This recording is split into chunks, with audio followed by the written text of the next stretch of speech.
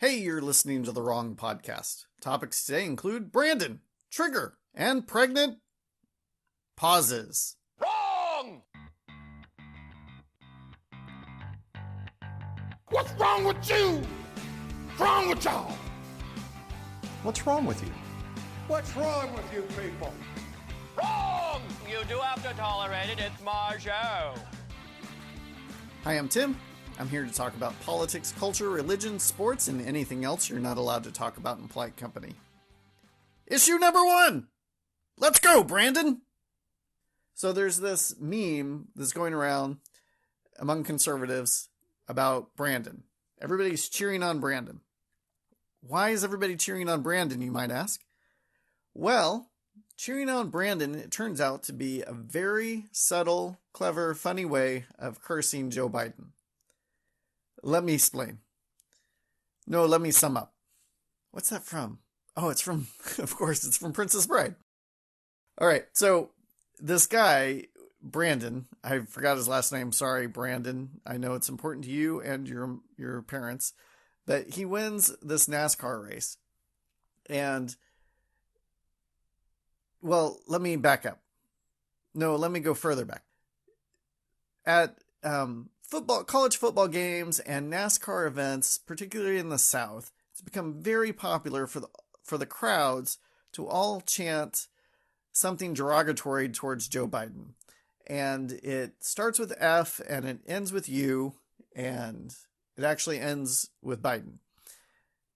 And so this guy Brandon, he wins this NASCAR event, and he's doing the post-race interview with a reporter. And the crowd is just laying into Joe Biden while Brandon is being interviewed. And it's very clear that they're not cheering on Brandon.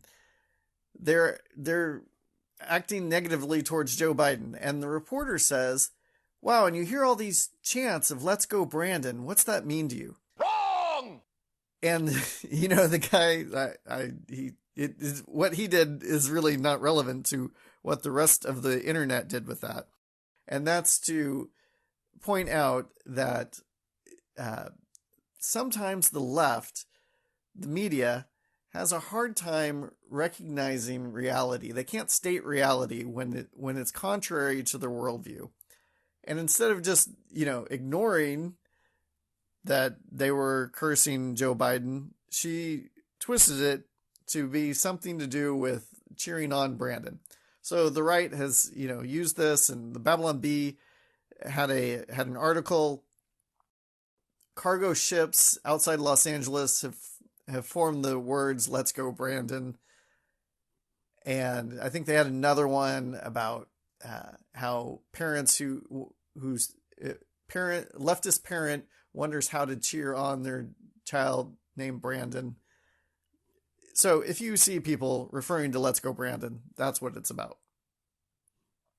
Issue number 2! Viewer discretion.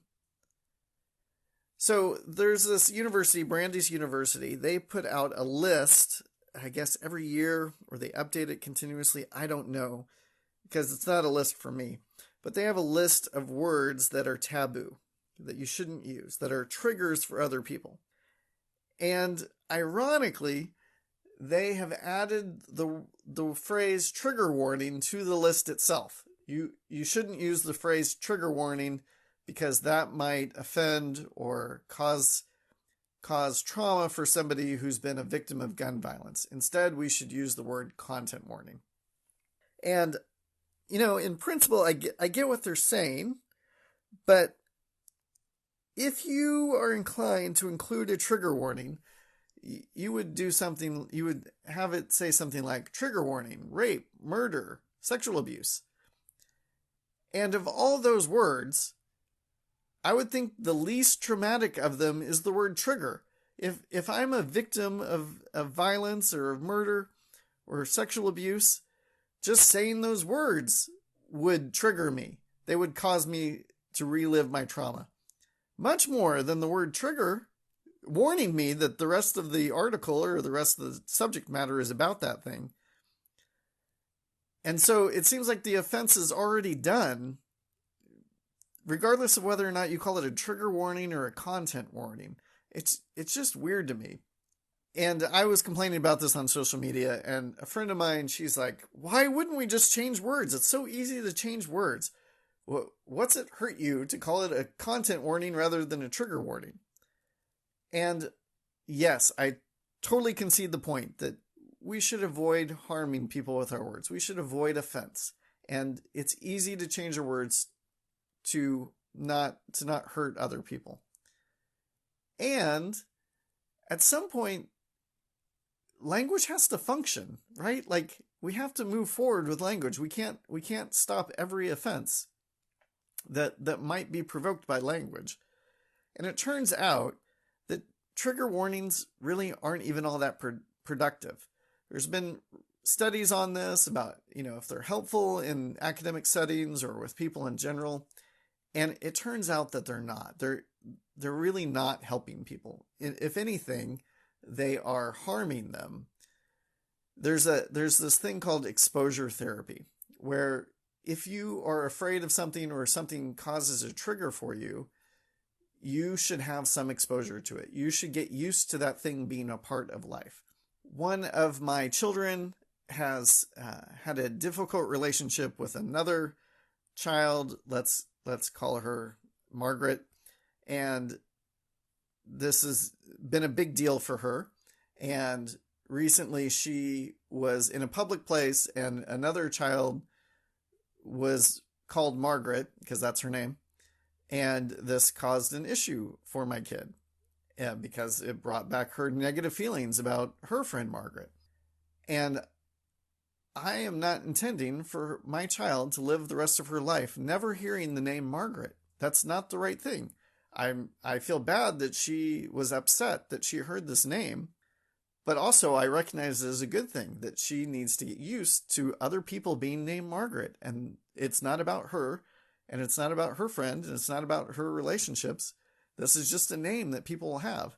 I can't walk on eggshells. I can't have her walking on eggshells the rest of her life, avoiding the name Margaret, just because her feelings are upset when she hears that name. And unfortunately, trauma and violence are part of life, and we cannot protect people from those things for the rest of their lives. There's this term, it's called anti-fragility, and it was originally conceived of by this guy, Nassim Taleb. And it turns out our human emotions are anti-fragile. Now, let me tell you what anti-fragility is. Imagine a wine glass. That is a fragile piece of fragile thing to drink out of, right? It's easy to break. You don't just drop it, you don't squeeze it, you're careful with it because it's fragile. We don't give wine glasses to toddlers. Instead, we give them plastic sippy cups because they can drop those cups and nothing will spill and it won't break. The thing is, plastic sippy cups they're what we call resilient. They aren't anti-fragile, they're resilient. They don't break. Something that's anti-fragile actually gets stronger when it's exposed to resistance. Your muscles are anti-fragile. The more you work out, the stronger they get. Your immune system, we're all very aware of our immune systems right now. Our immune systems are anti-fragile. The more negative things you expose them to, the stronger they get. Now, certainly, you can overexpose your immune system. You can expose yourself to things that will kill you because your immune system's not ready for them. But in slow, moderated doses, eventually your immune system can handle many, many, many diseases out there that can kill you. And your emotions, your emotional framework is very similar to your immune system. It's anti-fragile. You don't want to shield it off and protect it from everything that might hurt it in the world. You want to, in reasonable, productive doses, expose your emotions to things that have hurt you so that you get used to them, so that you get stronger. It's kind of like a candle. A candle is a very fragile thing. A child's breath can blow out a candle. You don't want to walk around life protecting that candle. Instead, you want that candle to be more like a campfire. When the wind blows, it gets stronger. Remember, I want to know what's wrong with you. What's wrong with you? If you'd like to submit a question, topic, or tell me how I was wrong, you can email me at listen@therewrongpodcast.com or submit a comment at my website, therewrongpodcast.com, and help me spread the wrong message. If you like what you hear, share it with your friends. Now it's time for my favorite part of the show. I was wrong. I was wrong. I was wrong. Listener Seth writes in. Seth is a Latter-day Saint, and you need to know that he was not happy with my characterization or description of the death of Joseph Smith. So here is part of what Seth had to say. Here's the key opening point with Joseph Smith. Whether you believe his claims to divine guidance or not, make a lot of difference in what an intellectually honest person can or cannot believe about him. If you believe God was at work in key claims Joseph Smith made, then you can find explanations for every criticism you made of Joseph that genuinely work. If you do not believe God was involved, then Occam's razor is probably going to lead you to conclude that you're looking at a charismatic charlatan who let his sex drive or his ego or both do all the talking. And Seth makes a great point here. Yes, what Joseph Smith's story largely hinges on is whether or not he was being directed by God to do the things he did. And we all need to consider that and make a determination for ourselves. I'm not going to get into whether reasonable explanations exist or not, but Seth makes a great point that if God was telling Joseph Smith to do what he did, then there isn't a lot of wiggle room for whether or not we can be maybe we can be offended by it, but it doesn't mean he was a charlatan, right? If God told him to do it, then he was and he should be doing what God told him to do. And I'm not going to read all of Seth's comment here. You should for sure go to episode 43 and check it out. I think he gives a pretty good,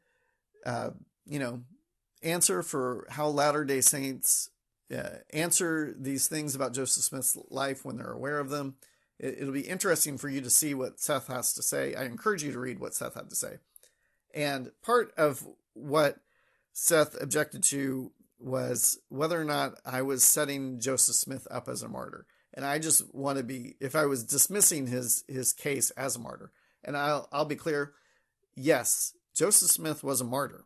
He was unjustly killed for his beliefs. He should not have been killed. He is a martyr. Absolutely. I'm not dismissing that at all. There were some other things I brought up about, whether or not he was drinking or wearing his garments or he had this Jupiter talisman. Those things don't dismiss him as a martyr. I think they do point out that he wasn't living his life as consistently as many Latter-day Saints do today. He was not practicing his beliefs the same way Latter-day Saints do today. I think that's a good way to put it. Whether or not he was a Mormon or not, or a Latter-day Saint, excuse me, he kind of defines what it means to be a Latter-day Saint. And so, yes, but also he wasn't living the faith the way it's practiced today. That's kind of confusing how you want to sort out who is or who is not a faithful Latter-day Saint, whether Joseph Smith is properly classified as faithful. And whether or not he's a Christian, that's not something I discussed it all in the episode, and Seth didn't bring it up in his comment, but Seth and I go way back. We've been in conversation for a very long time, and I would consider him a friend. I'm sure he thinks the same of me. We're getting together for lunch this coming week. Whether or not Joseph Smith is a Christian, that is a fascinating topic that I didn't cover, but Seth and I have very strong opinions about it, and maybe someday I can get into that. Issue number 3. Whoa, man! So I was reading this article from a student at a medical school, and he or she, I can't remember who wrote it or where I saw it, but they were complaining that liberal ideology was coming into the classroom and affecting how science was being taught in their medical school.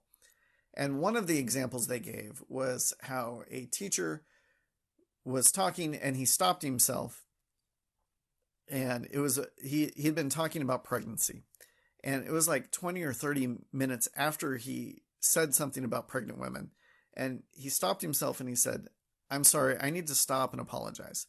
I referred to pregnant women, and that was a mistake on my part. I should know better than to do that." And then several weeks later, I was listening to a Radiolab episode. Radiolab is an excellent podcast, really high production. They kind of define the standard for high production podcasts. And Radiolab is about science, technology, and culture. And they were talking about human placentas. And almost immediately, they had this to say. All right. So before we start, we just want to say a note on the word mother. Not everyone who gets pregnant or has a baby identifies as a mother, but it's a word a lot of people use when talking about pregnancy, including some of our sources. And so we're using it in addition to more inclusive language like pregnant person and parent. Got it. And then this year, Survivor has restarted. They were able to get back to Fiji. A new season came on about a month ago. One of the contestants, he is a gay man, and he requested that the host, Jeff Probst, he always invites the contestants in for competitions by saying, "Come on in, guys." This contestant, he said, "Jeff, I don't think you should be saying 'come on in, guys' anymore, because that's not who we all are. That doesn't represent us," which was kind of weird for me because Probst was using guys as a catch-all for everybody. He wasn't saying just to the men to come in. He was calling everybody a guy. But anyways, Survivor is no longer using the phrase "come on in, guys." And it turns out this contestant, he's a gay man, and his partner is back home while he is competing.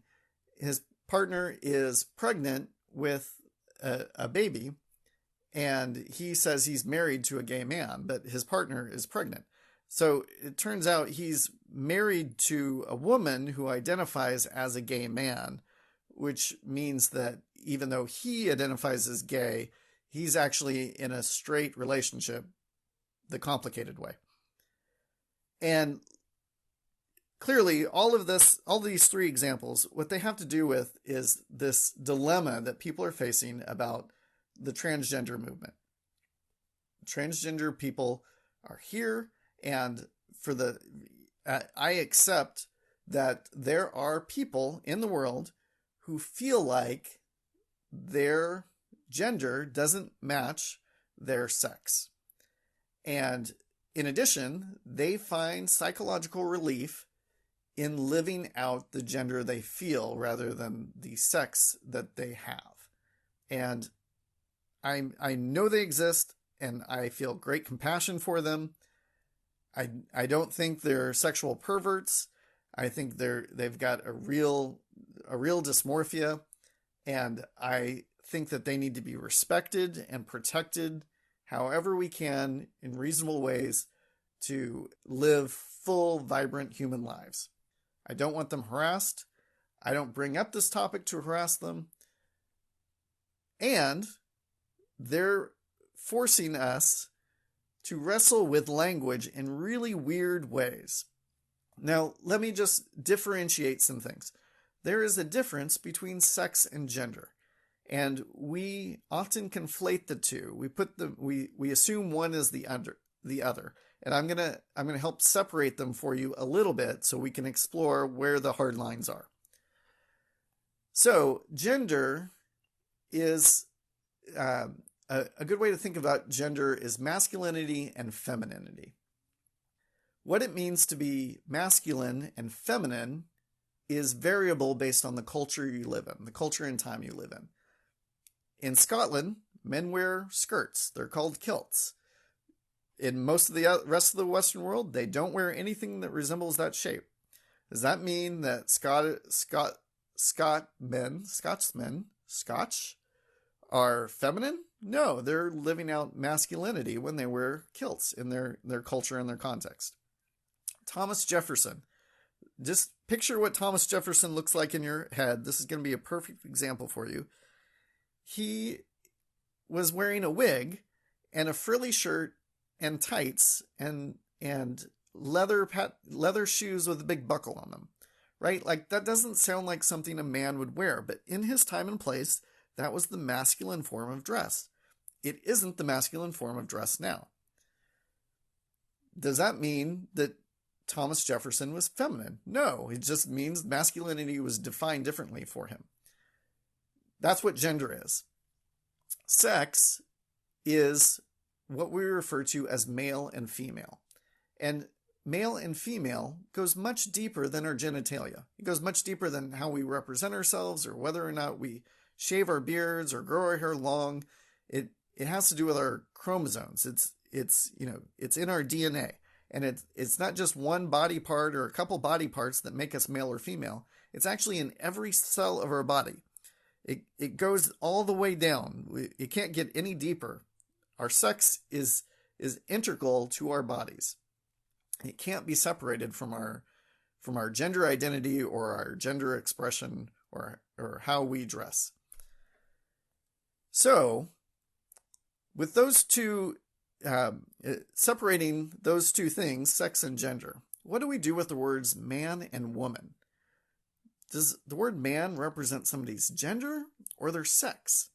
What about the word woman? Woman, is that the same thing as female, or is it more like the word feminine?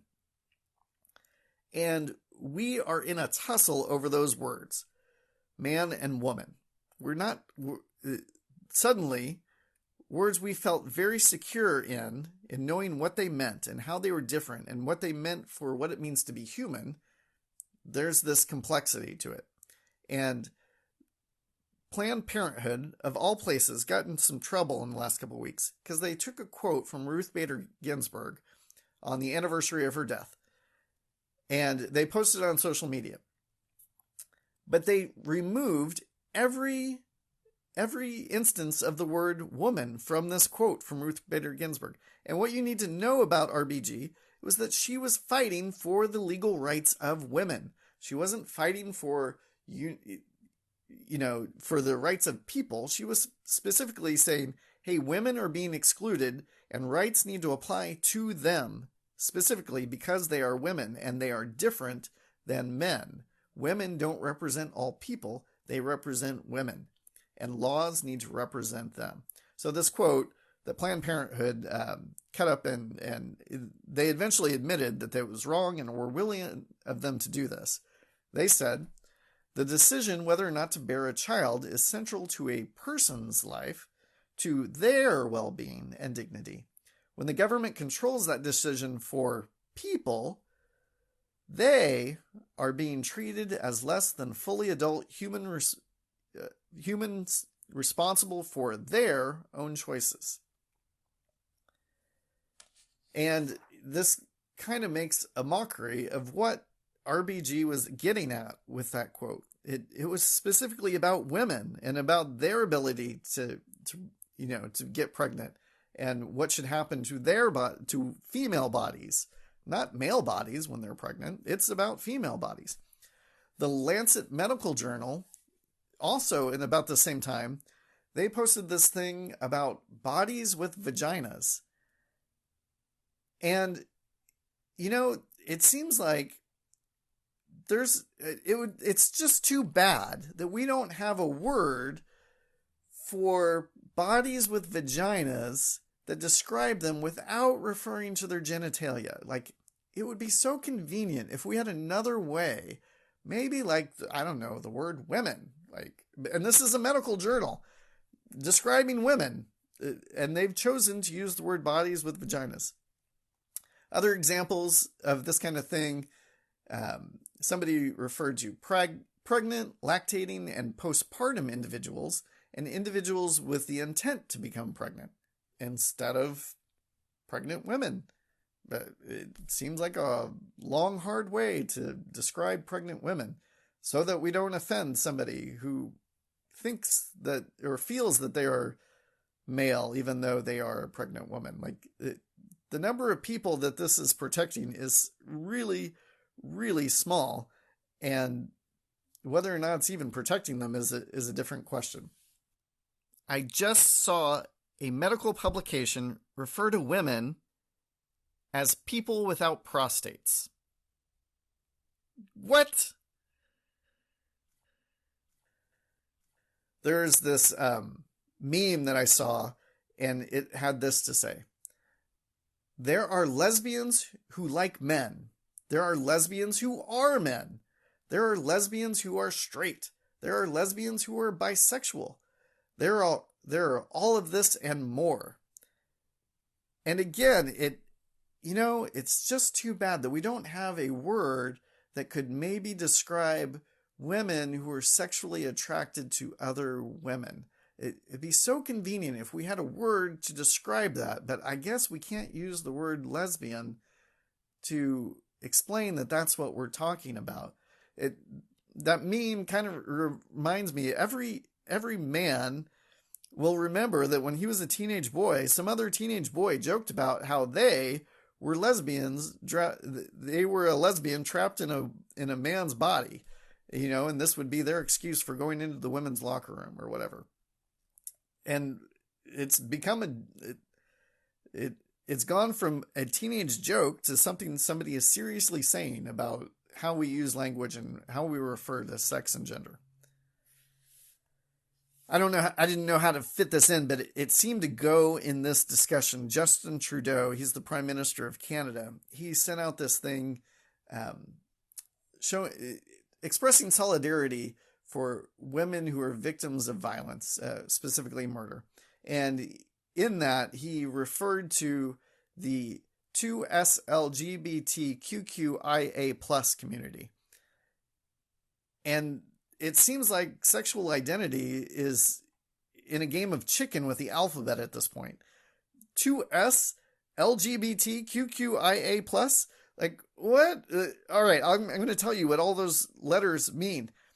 And it's not going to help you a ton. Maybe it will, but Anyways, two-spirit, lesbian, gay, bisexual, transgender, queer, questioning, intersex, and asexual, plus. And let me just say, if you've got the plus symbol at the end of it, we don't need to add additional letters. Plus is supposed to be a catch-all, right? Like, it doesn't need to be 14 letters long. You've got the plus. That's supposed to cover anybody that you didn't happen to refer to. So this has become a big thing in woke ideology. Leftists really, really are embracing the transformation of our language, but not all of them. I want to give you 3 examples of people who have gotten in trouble for resisting this change, these changes due to transgender ideology. And let me just clarify, there's a difference between transgender people and transgender ideology. We can respect people and reject this idea that sex doesn't matter, or sex isn't real, or biological sex isn't, a fact of nature. The first person is J.K. Rowling. She is the author of the Harry Potter books. She's got all the money in the world, so she's not afraid of saying something controversial at this point in her life, and she has expressed very explicitly and consistently, hey, this erodes feminism. If we remove the idea of womanhood as an actual class, then feminist laws make no sense anymore. They just don't exist. Men can take over every space designed for women, and those spaces were designed to protect women. For example, and she doesn't go on, but let me give you an example. If men can compete in women's sports, then women have no shot of ever winning a race again or any Olympic event. Men will dominate even women's sports. Another person who's gotten in trouble for this is Andrew Sullivan. Andrew Sullivan is a gay man, and he is easily the most important American intellectual in the fight for same-sex marriage. He did the most to promote the idea that same-sex marriage needs to exist. He should have all of the credibility in the world because of this. But he has come into trouble because he's like, hey, if we remove the idea of sex from our vocabulary, then homosexuality no longer exists. There is no such thing as homosexuality. This idea, this transgender idea, is the opposite of that. And he objects to the idea that gay men are bigots if they refuse to date women who feel like they are men. He's like, no, we're not being bigoted. We're expressing our sexuality. And then just this week, this was a shock to everybody. Margaret Atwood. You need to know who Margaret Atwood is. She wrote The Handmaid's Tale. And this is a feminist dystopian novel about what it would be like if abortion didn't exist. If abortion didn't exist as a free and legal right, then conservative Christian men will use women as their sex slaves, and they'll use them as their reproductive slaves. They'll use them to create babies for Republican Christians. So this is the definitive novel for feminist ideas, right?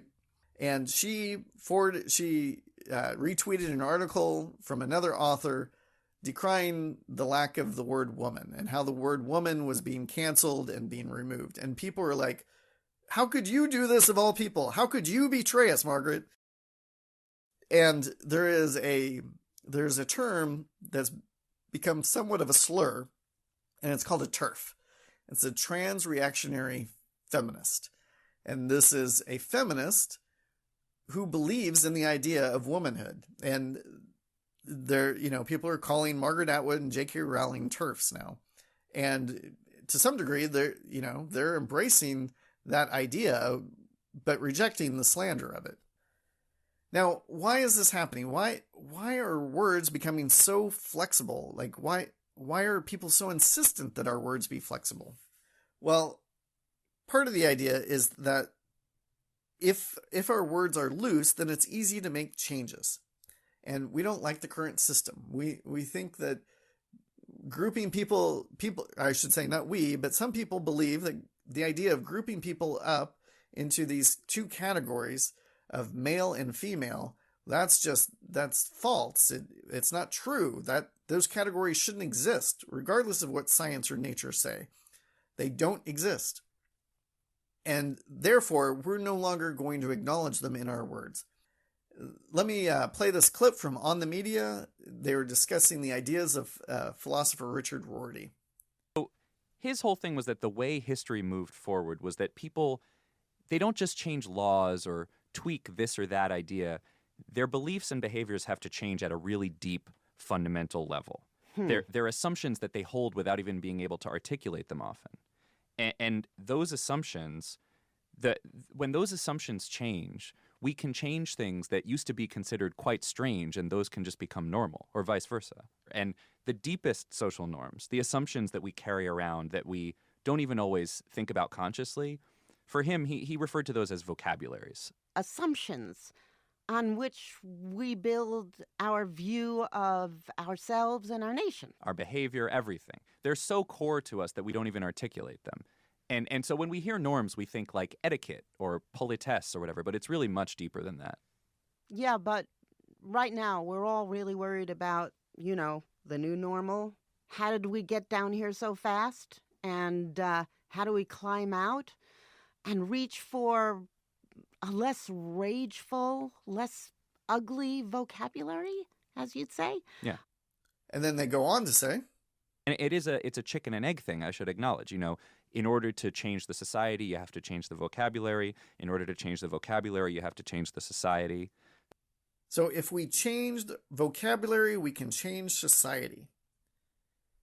In addition, there's also this thing, and Republicans, or I should say not Republicans, conservatives, they're allergic to it. They can just smell it in liberals when it comes up. Liberals love to do this thing where they change language, and Republicans know why they're doing it, and it makes them crazy, and it makes them resist it all the more, but liberals feel more need to do it. And one of the reasons, as Rorty explains, is to change society. The other reason is it's a kind of virtue signal. Hey, I know all of the secret words. I know all of the words that we're not supposed to say. I know all the safe words that we can say. So that you can trust me because I'm really liberal. I'm really woke because I know the right words. It's kind of like a speakeasy. And like I said, it drives conservatives crazy, and it's not nearly as persuasive as liberals might think it is. Okay, so what's my point? Good luck, Tim. You've got to land this gigantic plane. Should we recognize the spectrum of gender expression is wider than we have imagined? Sure, absolutely, yes. Masculinity should include everything from Thomas Jefferson to a lumberjack. And perhaps it should be even broader than that.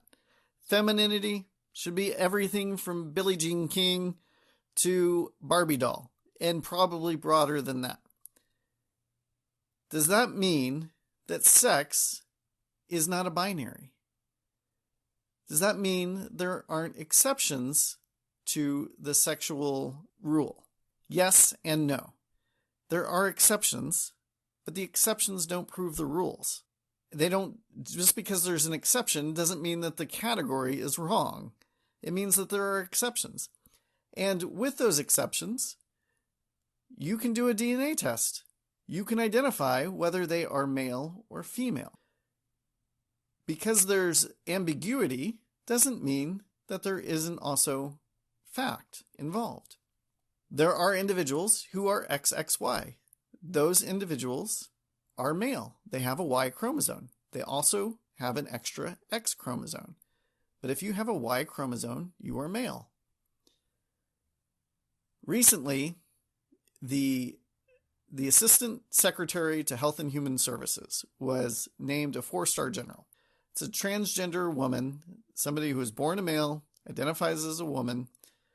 He goes by Rachel Levine, and he was given the designation of 4-star general.